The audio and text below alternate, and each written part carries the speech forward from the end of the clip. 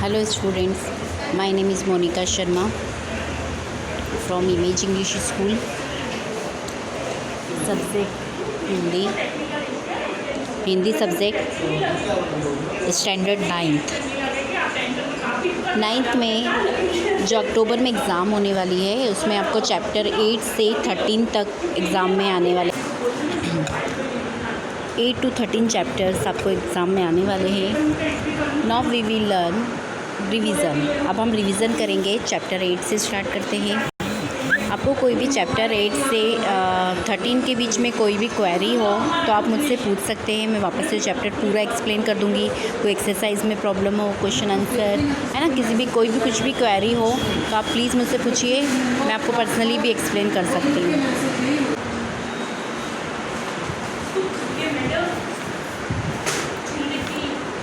Chapter number 8 Gulmarg की खिड़की से एक रात। इस चैप्टर के ऑथर है मोहन राकेश और इनका जन्म हुआ सन 1925 ईस्वी में और इनका निधन हुआ 1972 ईस्वी में। इस चैप्टर में कश्मीर के बारे में बताया गया है। कश्मीर का एक बहुत ही सुंदर प्राकृतिक स्थान है, उसका नाम है गुलमर्ग। ओके, गुलमर्ग की खिड़की से एक रात।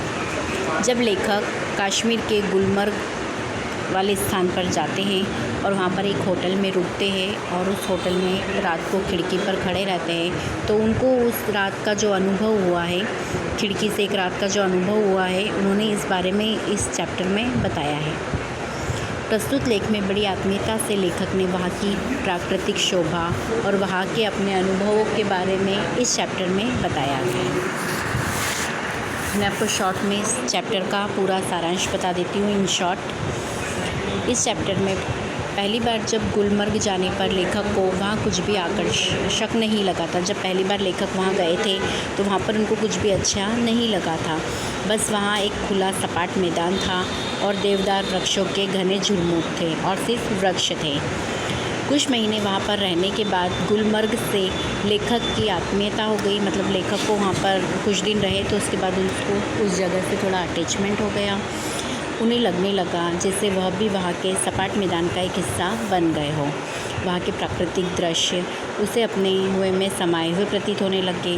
और लेखक कहते हैं कि गुलमर्ग में रहने के बाद जब व्यक्ति वहाँ से विदा लेता है, वहाँ से जाता है, तो उससे अपने आप से बिछुड़ने जैसा वहाँ पर अनुभव होता है कि वह अपने आप से बिछुड़ रहा है। गुलमर्ग में हरियाली की भरमार है और नीचे हरी हरी घास है। लाल लाल छतों के ऊपर भी हरियाली है और ऊंचे ऊंचे वृक्षों के कारण आकाश भी हरा हरा दिखाई देता है। वहाँ पे इतनी हरियाली के बीच नए नए रंग के फूल देखने को मिलते हैं जो कि बहुत अच्छे लगते हैं और हर क्षण एक नया अनुभव होता है और नए रोमांच की सृष्टि होती है। लोग हरी भरी घास पर बैठने का आनंद लेते हैं और सैलानी घुड़सवारी का मज़ा लेते हैं। सैलानी मतलब वहाँ पर घूमने फिरने जो व्यक्ति आए हुए होते हैं, यात्री आए हुए होते हैं, उन्हें सैलानी कहते हैं। और जब वहाँ पर शाम होती है तो शाम होते होते गुलमर्ग में बर्फ़बारी शुरू हो जाती है। हिम गिरने लग जाती है और घास पर बैठे हुए तरह तरह के वस्त्र पहने लोग उठकर जाने लगते हैं। हरियाली कुहासे में ढकने लगती है। मैदान पर अंधेरा छाने लगता है। धुंध में पगडंडियाँ पतली पतली बाहों जैसी दिखाई देती है। और जब वहाँ पर दिन में सूर्योदय होने हो लगता है तब सुबह सूरज निकलने पर पूरा दृश्य बदल जाता है। आकाश में बादल सैर करते हुए नज़र आते हैं। भेड़ों और बकरियों के रेवड़ों से पगडंडियाँ भर जाती है। रात की खामोशी चहल पहल में बदल जाती है। एक रात जब लेखक वहाँ के होटल की खिड़की पर खड़े होते हैं तो वहाँ पर उनको एक अविस्मरणीय अनुभव होता है। एक रात लेखक अपने होटल की खिड़की में खड़े हुए होते हैं। दूर सामने से एक बरसाती घटा उनकी ओर बहुत तेज़ी से आ रही होती है और लेखक क्या चाहते हैं? लेखक यह चाहते हैं कि वह घटा उन तक पहुंच जाए और वह उस घटा को अपने में लपेट ले। हवा तूफ़ानी थी और बादलों की गर्जना के साथ बिजली भी बहुत चमक रही थी। लेखक बरसाती घटा का आनंद लेना चाहते थे, लेकिन अचानक तूफान रुक गया और लेखक की इच्छा पूरी नहीं हो सकी। लेखक कहते हैं कि गुलमर्ग का कोई न कोई आकर्षण लोगों को यहाँ खींच लाता है। लोग केवल गोल्फ खेलने के लिए ही यहाँ नहीं आते, ऐसा लेखक का कहना है।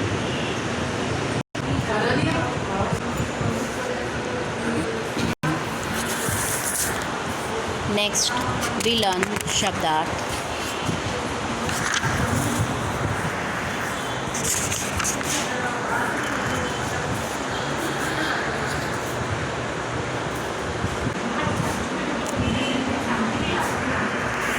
शब्दार्थ।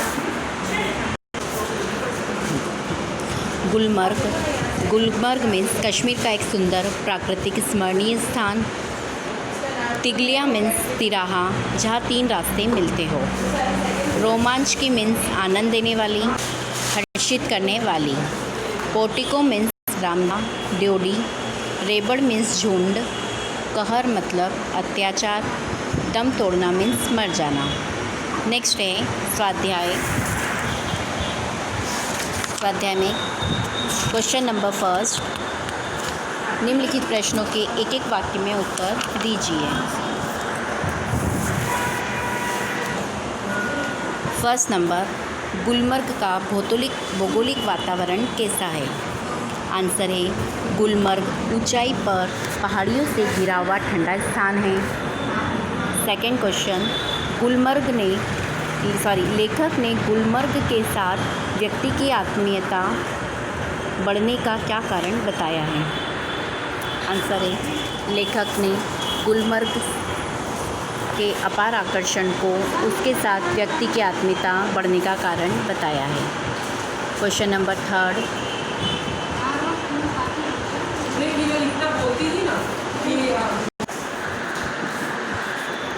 खिड़की के पास खड़ा लेखक बरसाती घटा को देखकर किस बात की प्रतीक्षा करने लगा? आंसर है खिड़की के पास खड़ा लेखक बरसाती घटा को देखकर इस बात की प्रतीक्षा करने लगा कि वह घटा उस तक पहुँचे और उसे अपने में समेट ले। नेक्स्ट क्वेश्चन नंबर 4, तूफान के एकाएक रुक जाने पर लेखक को कैसा अनुभव हुआ? आंसर है तूफान के एकाएक रुक जाने पर लेखक को ऐसा अनुभव हुआ जैसे उसका दम घुटने लगा हो। नेक्स्ट क्वेश्चन, लेखक को किस बात का अफसोस हुआ? आंसर है लेखक को इस बात का अफसोस हुआ कि बरसाती घटा उसके बराबर नहीं हो सकी। नेक्स्ट क्वेश्चन नंबर 6, लेखक ने गुलमर्ग की पगडंडियों के लिए क्या उपमा दी? आंसर है लेखक ने गुलमर्ग की पगडंडियों के लिए पतली पतली नरम बाहों की उपमा दी। नेक्स्ट क्वेश्चन नंबर 2, निम्नलिखित प्रश्नों के 2 वाक्यों में उत्तर लिखिए। क्वेश्चन नंबर 1, गुलमर्ग से विदा होते समय सैलानियों को कैसा एहसास होता है? आंसर है फर्स्ट क्वेश्चन का आंसर है गुलमर्ग में रहते हुए सैलानियों को उससे गहरी आत्मीयता हो जाती है, इसलिए वहाँ से विदा लेते समय उन्हें अपने आप से बिछड़ने का अनुभव होता है। नेक्स्ट क्वेश्चन नंबर 2, लेखक ने गुलमर्ग के दिन को वाचाल क्यों कहा? आंसर है गुलमर्ग में रात आते ही सब कुछ खामोश हो जाता है। दिन में सैलानियों के कारण वहाँ बहुत चहल पहल रहती है, इसलिए लेखक ने गुलमर्ग के दिन को वाचाल कहा है।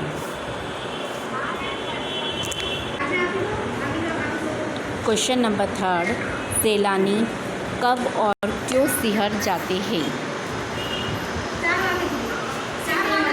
आंसर है सैलानी बर्फबारी होने पर अत्यंत ठंडक के कारण सिहर जाते हैं। वापस से मैं रिपीट कर रही हूँ। क्वेश्चन नंबर 3, सैलानी कब और क्यों सिहर जाते हैं?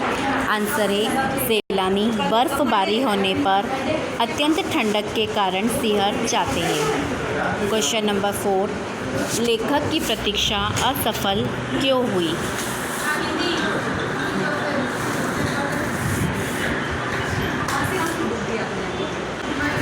आंसर है लेखक तूफानी हवा के साथ आ रही बरसाती घटा से गिर जाने की प्रतीक्षा कर रहा था, लेकिन तूफान रुक जाने से घटा उस तक नहीं पहुंची, इसलिए लेखक की प्रतीक्षा असफल हुई।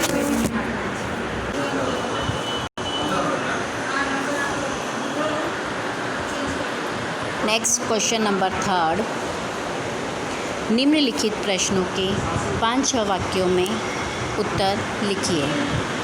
क्वेश्चन नंबर 1, लेखक ऐसा क्यों कहता है कि गुलमर्ग को कभी पूरा नहीं देखा जा सकता?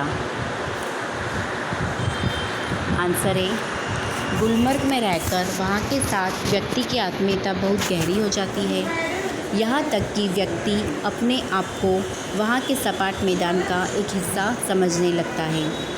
वहाँ के जिस परिसर में व्यक्ति रहता है वह उसके भीतर समा जाता है। आत्मीयता का कोई और छोर नहीं होता, इसलिए लेखक को लगता है कि गुलमर्ग को कभी पूरा देखा नहीं जा सकता।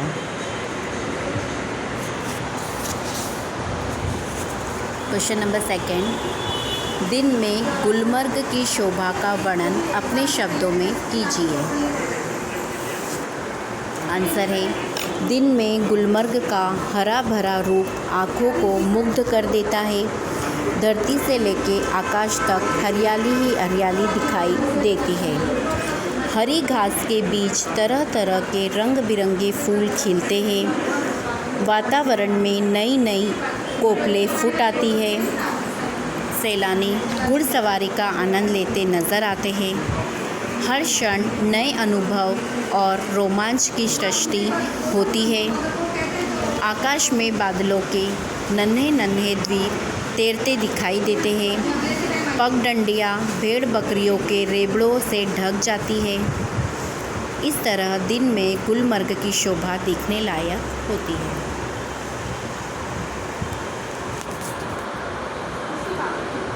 Next question number 3,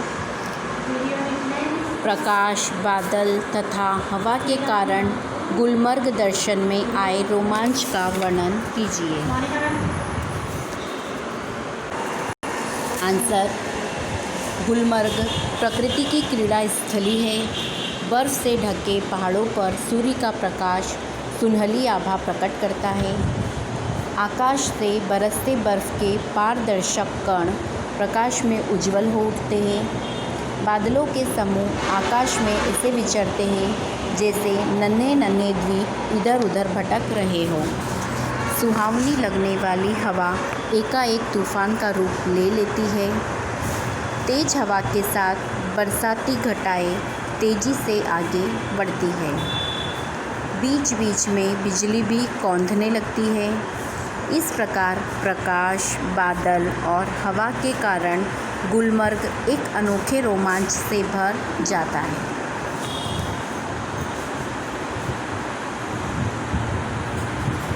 next question number 4, पंक्तियों का आशय स्पष्ट कीजिए।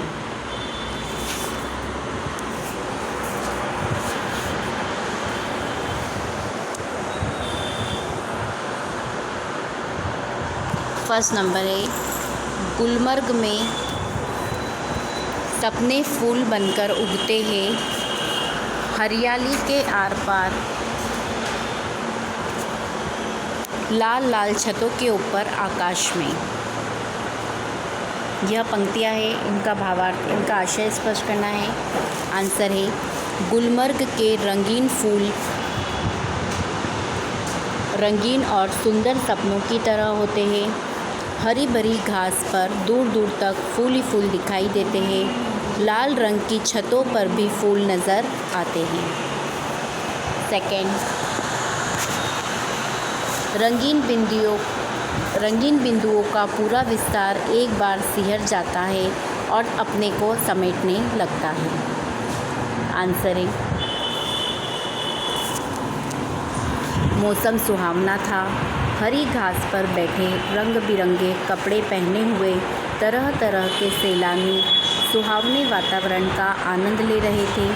तभी बूंदें गिरने लगी और सैलानी उठ उठकर सुरक्षित जगहों में जाने लगे।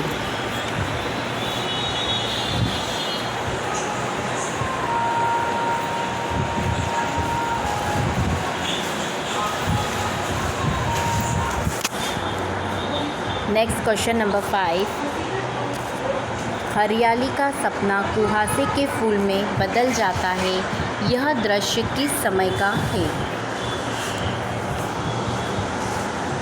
ऑप्शन है प्रातःकाल का, सेकंड है दोपहर का, थर्ड है सायकाल एंड फोर्थ है अर्धरात्रि। राइट आंसर इसका ऑप्शन सायकाल। ओके, यह दृश्य किस समय का है? सायकाल का। यह दृश्य संध्या काल का है। पहाड़ों पर शाम से ही कोहरा छाने लगता है। क्वेश्चन नंबर 6,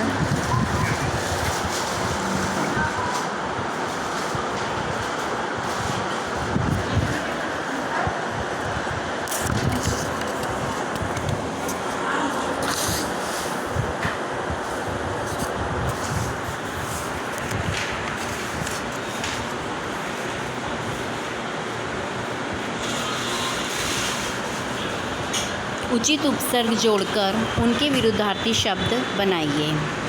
फर्स्ट नंबर है साधारण। साधारण में हम उपसर्ग जोड़ेंगे। उपसर्ग कहाँ जोड़ा जाता है? हमेशा शब्द के पहले।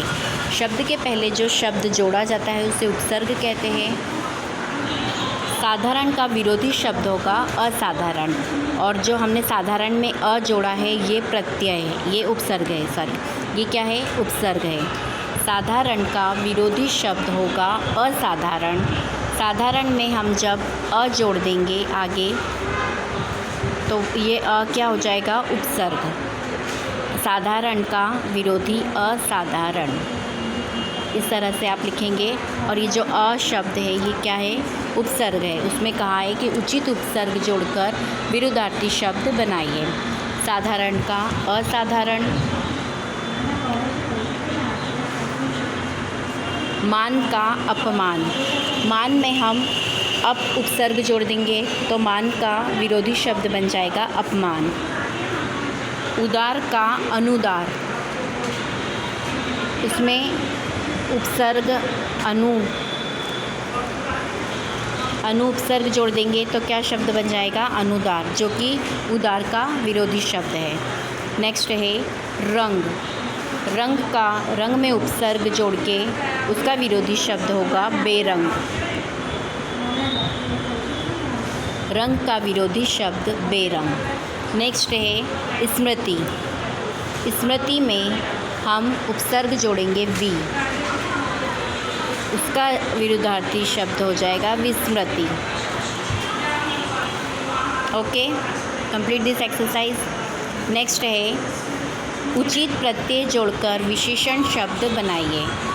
उपसर्ग हम हमेशा आगे जोड़ते हैं और जो शब्दों के पीछे जुड़ता है वह प्रत्यय कहलाता है।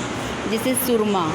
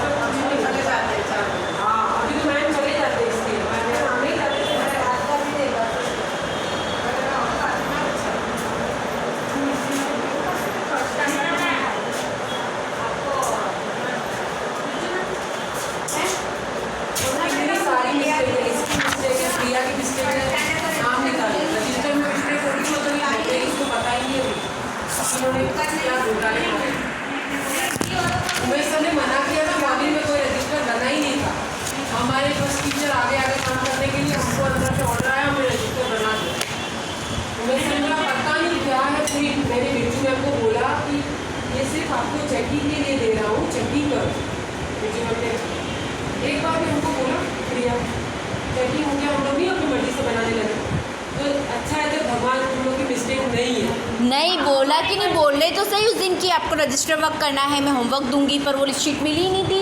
बोले घर के लिए होमवर्क दूंगी, 2 दिन की छुट्टी, सैटरडे संडे, तो फिर वो शीट निकली नहीं थी। तो इस वीक में डांट पड़े फेस्टिवल से बचा लेंगे, इतनी डांट पड़े नहीं रोके जाए, सब सब घटिया सब। और वो रोटी में जाएगी, वो हम पे पड़ेगी। नहीं मेरे पे बड़ा बेटी। अच्छा बोलो आप मेरे कैसे, मैंने बोला कि मैम वो बात होती थर्सडे को मैं सीरियल नंबर चेक करवाने को होती, तो आप फ्राइडे को क्या, मतलब मैं इसलिए आती हूँ क्योंकि जब जिस थर्सडे को आपने बोला था ना, तो उस फ्राइडे हमारी छुट्टी थी, तो हम सोचते हैं फ्राइडे को 2 बच्चे ज़्यादा आएंगे तो 2 गिनती लिख के ज़्यादा देंगे, बस और कुछ नहीं मैम। आप ऐसा मत सोचिए कि आपकी जो कहना है हम वो नहीं मान रहे, ये थिंकिंग आप हटा दीजिए। हम ये थिंकिंग से नहीं आते, ये थिंकिंग से आते हैं कि आप 2 बच्चे ज़्यादा आएंगे तो 2 बच्चे ज़्यादा आएंगे, और आप जो सोच रहे हो वैसा नहीं है। बहुत आर्ग्यूमेंट करती है, बहुत मतलब जबरदस्त बात। अच्छा, एक छोटी सी बात हम लोग पूछने जाते हैं, टॉपिक इतना बहुत अभी इशू होगा, अभी तो देख मैं ऐसे ही गई पूछने तो ऐसा हो गया, नहीं जाती तो होता।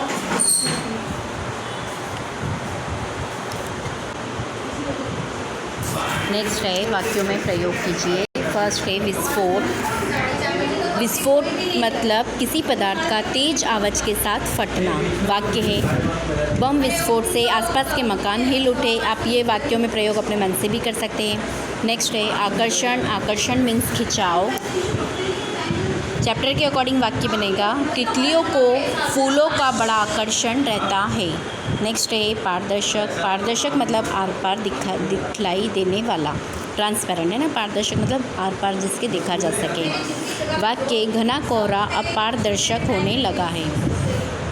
नेक्स्ट है रोमांचक। रोमांचक मीन्स रोंगटे खड़े कर देने वाला।